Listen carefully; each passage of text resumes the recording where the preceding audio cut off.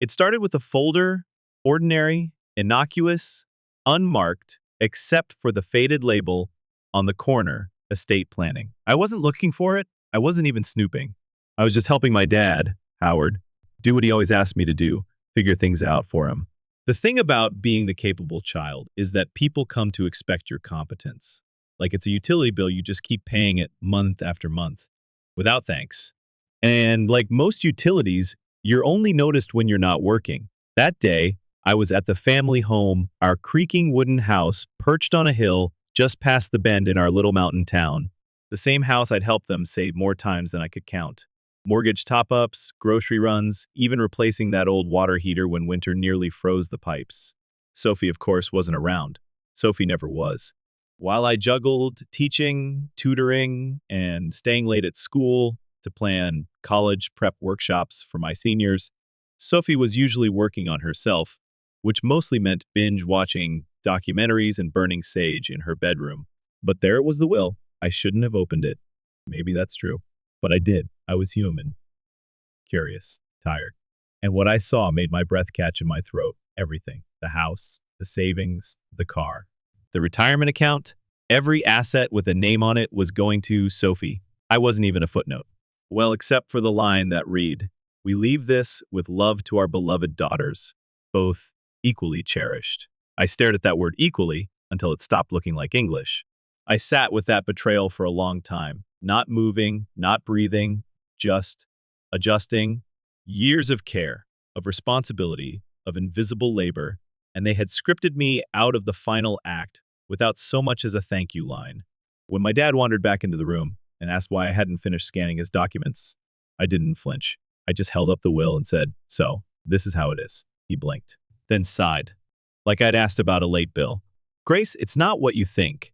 I looked at him, really looked, and for the first time, he seemed small, unwilling. "It looks exactly like what I think," I said quietly. "Everything to Sophie, after everything I've done." His face paled slightly, but he didn't deny it.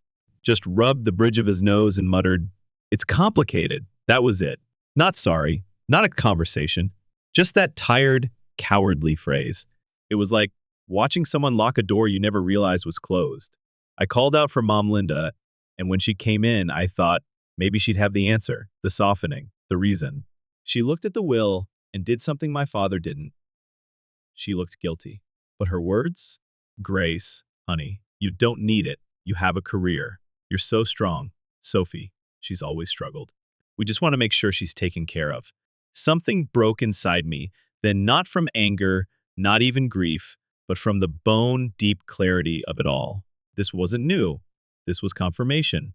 I had been their bridge, their balance, their built-in solution, and she had been their delicate darling, too fragile to walk on her own, forever in need of rescuing.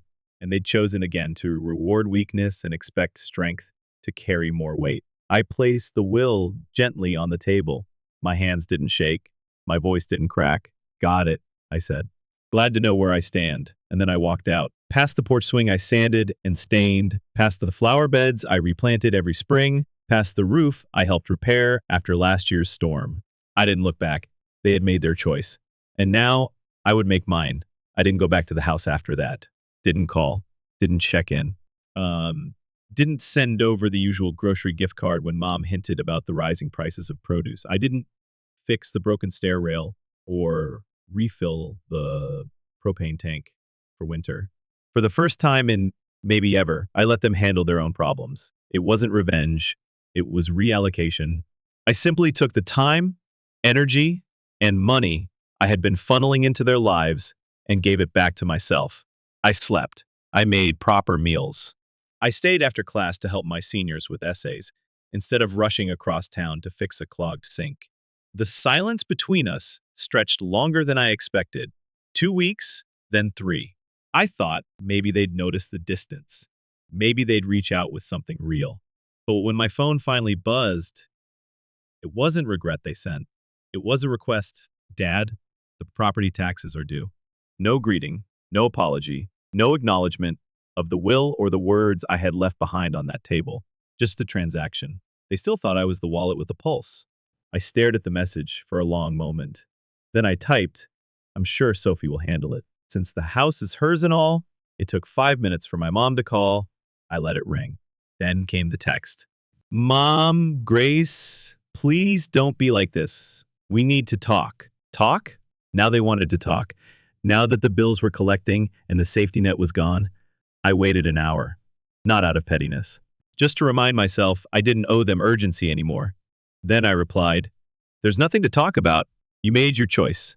Now you live with it. I didn't expect them to understand. I expected them to panic. And they did. That evening, Sophie texted for the first time in months. Sophie, you. Are you seriously doing this over a will? You've always been so dramatic. I stared at her message. Short nails digging into my palm, Grace. You mean the will where you get everything and I get a sentence? Yeah, that one. She responded instantly. Sophie, OMG. It's not even a big deal. You're fine. You've got your teacher life and your spreadsheets. I'm the one who needs help. And there it was. The truth in its barest form. She didn't think I deserved more because she didn't think I needed more, which, in her mind, was the same as saying I didn't matter at all. Grace, then you can start acting like an adult and pay for your life. The same way I've paid for mine and theirs. She didn't respond, but my parents did. Mom sent a long message that started with family takes care of each other and ended with, after all we've done for you. Dad followed up with, we're not asking for much. Just enough to cover the mortgage for a few months while we figure things out. Don't be selfish. Selfish. That word. That word. It rang in my ears like a bell that had been struck too many times. Loud. Hollow. I had given them thousands of dollars, hours of labor, years of effort. And now, because I had the audacity to stop, I was selfish? I didn't yell. I didn't cry. I just replied, no, I'm done. And then I turned off my phone. The next morning, I woke up to a payment request from my mother. Not a message, not a question. A bank transfer request for the exact amount due on the house, $3,500. No words, just the assumption that I'd comply, that I always would. I declined it without hesitation. 5 minutes later, my phone rang again.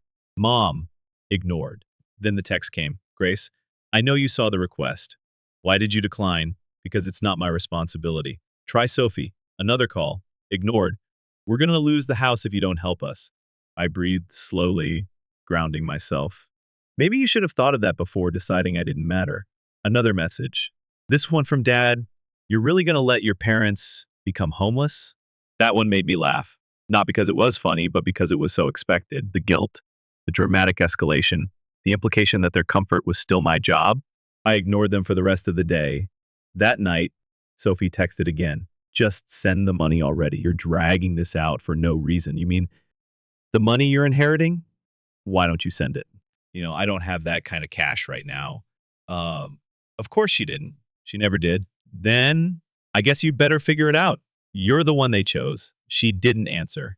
And for the first time in a long time, I felt something close to peace. I wasn't angry. I wasn't even sad. I was clear, crystal clear. And sometimes that clarity is the sharpest blade of all. I should have known they wouldn't take silence for an answer. People like my parents, people who build whole worlds on control masked as concern, don't handle boundaries well. They interpret silence not as self-respect, but as rebellion. And they don't beg, they escalate. It was a Thursday morning when I got the call from the front desk of my apartment complex. Miss Bennett? Your parents are here? The woman said, voice hesitant. They say it's an emergency. My heart didn't race. It just sank. I closed my eyes. They're at the front door, I asked flatly. They're insisting on seeing you. There's also another woman with them. Sophie. Of course. I sighed. Please don't let them up. I'm not expecting them. There was a pause. They're being kind of persistent. I understand. But I'm not available. I hung up. 3 seconds later, my phone buzzed with a text. Mom, we're downstairs. Open the door. No greeting. No explanation. Just another demand. As if showing up uninvited made them righteous. Another buzz. Mom, Grace, we're not leaving until you talk to us. I stared at the screen. And then I stood up, pulled on a coat, and headed downstairs. Not because I was afraid. but because they needed to hear it. All of it. Face to face. When I stepped outside, there they were, Linda, Howard, and Sophie, clustered together in a little wall of family pressure, like they were staging a soft core intervention. Mom had her arms crossed, face already crumpling into performative pain. Dad stood behind her, hands stuffed in his jacket pockets, face stiff with a mixture of frustration and entitlement. And Sophie? Sophie looked bored, annoyed, like she was late for a massage appointment. Grace, Mom began immediately. We need to talk. I leaned against the door frame, arms folded. No. You need to leave. Her eyes widened, like the words physically stunned her. Excuse me? You heard me, I said, voice calm. You don't get to show up at my home unannounced and demand money. That's not how this works. Dad scoffed. Are you really going to let us lose the house over a petty grudge? I let out a laugh. Not sharp, just tired. A petty grudge? I echoed. You mean the one where you decided Sophie deserved everything and I deserved nothing? That grudge? Mom gasped, hand to her chest, like I'd slapped her. That's not fair, she said. We did what we thought was best for the family. No, you did what was best for Sophie, I said, tilting my head. Let's just be honest. There was silence. The kind that hangs in the air right before glass shatters. Sophie, who had stayed weirdly quiet until now, finally piped up. Look, I didn't ask for any of this, okay? I didn't make them write the will that way. No, I said, stepping toward her. You just took everything they offered without a word. You're 28, Sophie. When are you going to stop acting like the world owes you a safety net? She flinched. What do you want me to say? Say you'll start acting like an adult. Say you'll take responsibility. Say you won't let them keep bleeding me dry so you can play helpless for another decade. She looked down, couldn't meet my eyes. Good. I turned to my parents. You want to talk about fairness? Let's talk, I said. For years, I've paid your mortgage, replaced your appliances, stocked your fridge. Sophie didn't lift a finger. And then you wrote a will, giving her everything. It wasn't personal, Dad began. It was entirely personal. I cut him off. You made a choice. And now you get to live with it. We thought you'd understand, Mom said, voice trembling. I inhaled deeply. Oh, I understand. I understand that you don't see me as a daughter. You see me as a provider, a backup plan, a bank account that texts back. Howard's jaw clenched. We raised you, fed you, gave you everything. The least you could do is help. And I did, I said sharply. For years, without thanks, without question. And you repaid me by cutting me out. Mom looked like she was going to cry, but I didn't move to comfort her, because this wasn't grief. This was consequence. You talk about family like it's a contract, I said. Well, guess what? Contracts work both ways. Sophie's voice was quiet. You're really going to just abandon us? I looked at her. No, Sophie, you abandoned me. The day you sat back and watched them pretend I didn't matter. She turned away, and I turned back to the door. We're done here? I walked back inside, let the door shut behind me with a clean final click. A few minutes later, my phone buzzed one last time. Dad, wow. After everything we've done for you, you're really going to walk away? I stared at the text for a moment. Then I typed, no? You walked away from me? I'm just finally noticing. Then I blocked their numbers. It was done. Except it wasn't. Not yet. Because the next day I logged into Facebook. And that's where I saw it. A post from my mother. All public. All performative. And all about me. The first post was vague. Something about family not always appreciating what they have. And how mothers just want the best for their children. But some children forget.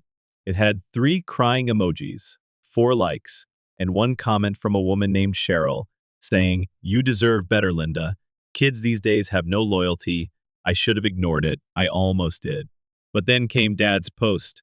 We gave everything to our girls. Our golden years weren't supposed to look like this. When you need your child most. And they shut the door in your face. It makes you wonder what kind of world we're living in. He tagged me.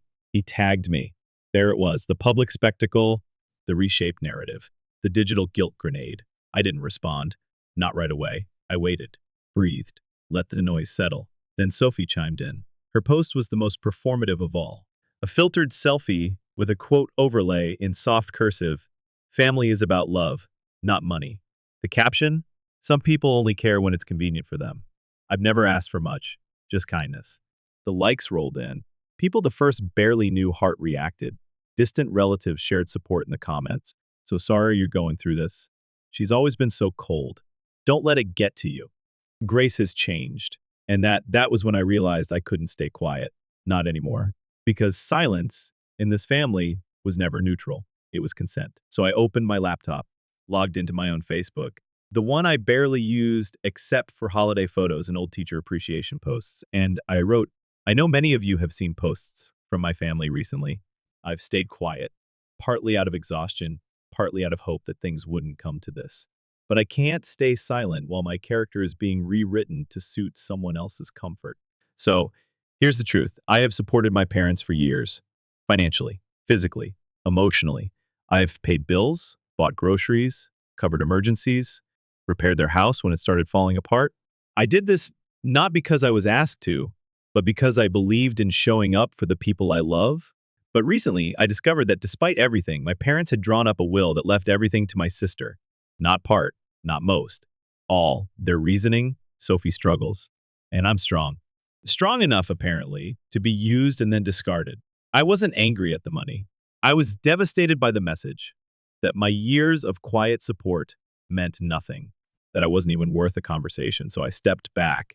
And when I did, the people who claimed to love me started calling me selfish, not for hurting them, but for no longer funding them. I'm writing this not to cause a scene, but to draw a line. I deserve to be more than a backup plan, more than a walking ATM, more than an afterthought.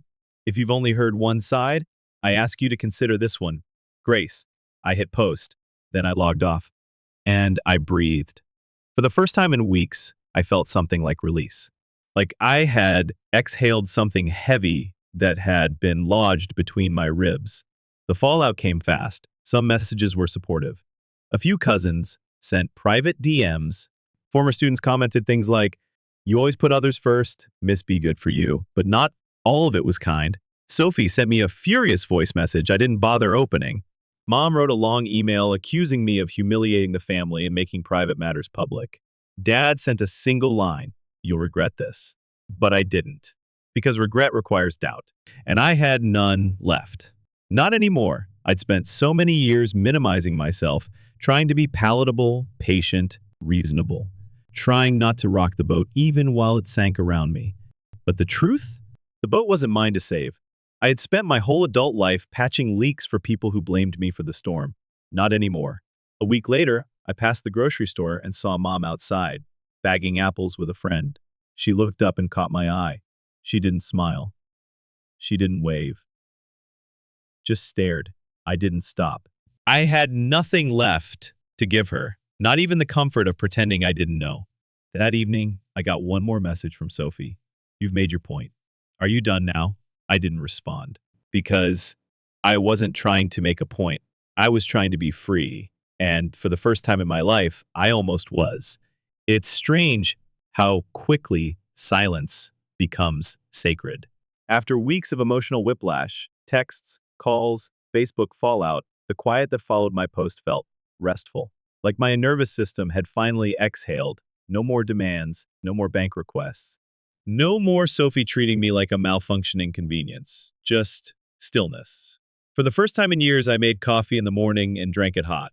I stayed after school because I wanted to, not because I was avoiding home. I even started writing again, small journal entries at first, then fragments of essays. Somewhere in that flood of honesty, I had found my voice again. It wasn't loud, but it was firm. I didn't block my family forever. That was never the goal.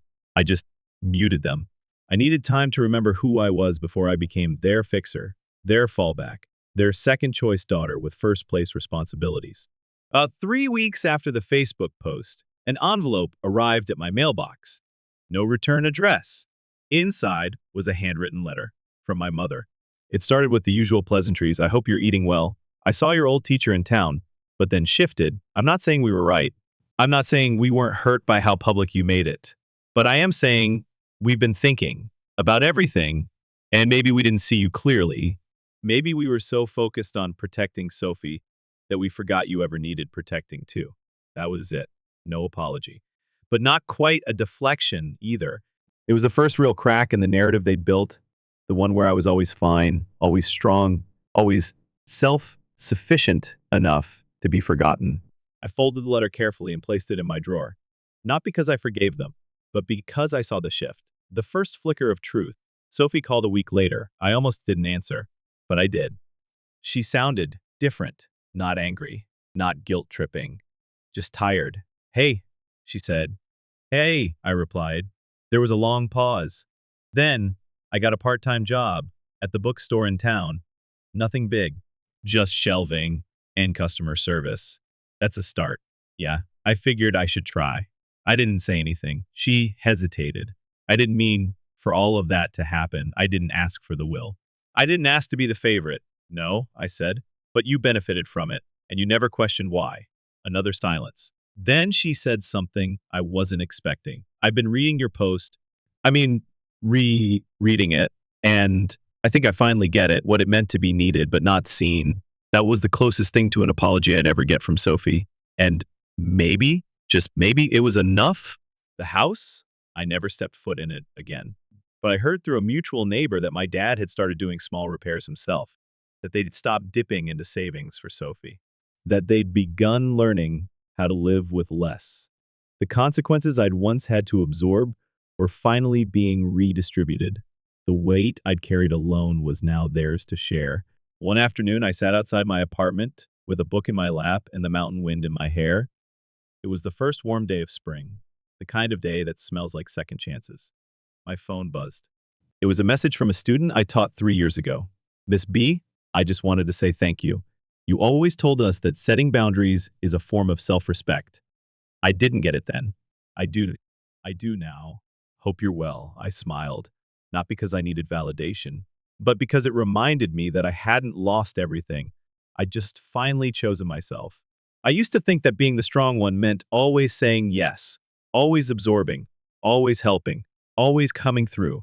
But strength, real strength, sometimes means walking away. It means saying no without guilt. It means refusing to apologize for needing peace more than proximity. And it means this, sitting in the quiet of your own life, no longer waiting to be chosen.